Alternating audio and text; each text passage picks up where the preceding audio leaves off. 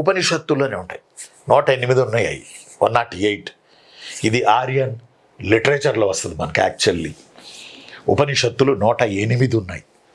ఇవి మరణానంతరపు జీవితం గురించి చెబుతాయి. లైఫ్ ఆఫ్టర్ డెత్, చనిపోయిన తర్వాత ఈ ఆత్మ ప్రయాణించే ప్రయాణాల గురించి చెప్తాయి ఉపనిషత్తులు. 108 రకరకాల ఉపనిషత్తులు. వీటిల్లో ఐతరేయ బ్రాహ్మణం ఒకటి. ఐతరేయ బ్రాహ్మణం ఆంధ్రుల గురించి మొట్టమొదటిగా ప్రస్తావించబడిన literature. Yes, please note this point. Literature ఏది? Aitareya Brahmanam. Very very important. ఓకేనా నాన్న? ఇందులో మనం విశ్వామిత్రుడి సంతతిగా చెప్పబడ్డాం. మన తెలుగు ప్రజలం విశ్వామిత్రుడి సంతతిగా చెప్పబడ్డాం. ఎలా? విశ్వామిత్రుల వారు ఒక యజ్ఞం చేస్తున్నప్పుడు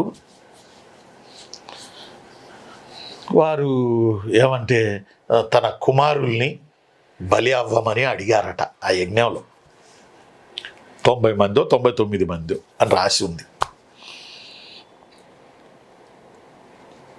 వాళ్ళు ఏం చేశారంటే అడ్డం తిరిగారు. నానా, నువ్వు జన్మనిచ్చావు కరెక్టే, కానీ ఇప్పుడు నువ్వు చనిపోమంటే మేము చనిపోలేము డాడీ అని అడ్డం తిరిగారట. వాళ్ళు ఒప్పుకోలే. అసలే విశ్వామిత్రుడి కోపం విశ్వామిత్రుడికి.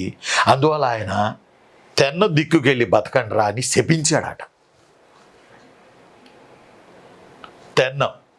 తెన్న దిక్కుకు వెళ్ళి బతకండి రా నాయన, నా కళ్ళ ముందు ఉండొద్దని. 10 అంటే 10 కాదు, తెన్న దిక్కుకు వెళ్ళి బతకండి అని శపించాడట. తెన్న అంటే దక్షిణం అని అర్థం. నుంచే తెలుగోళం అనే పదం పరిణామక్రమం చెందిందని భాషా పండితులు చెప్తారు. తెన్న దిక్కుకెళ్ళి బతకండి అని శపించాడు.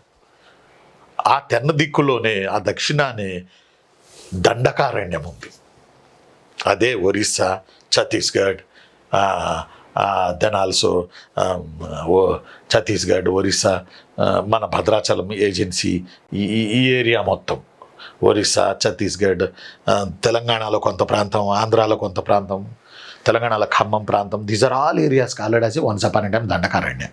ఆడికెళ్ళి బతకండి రా అని చెప్పించాడట బిడ్డల్ని.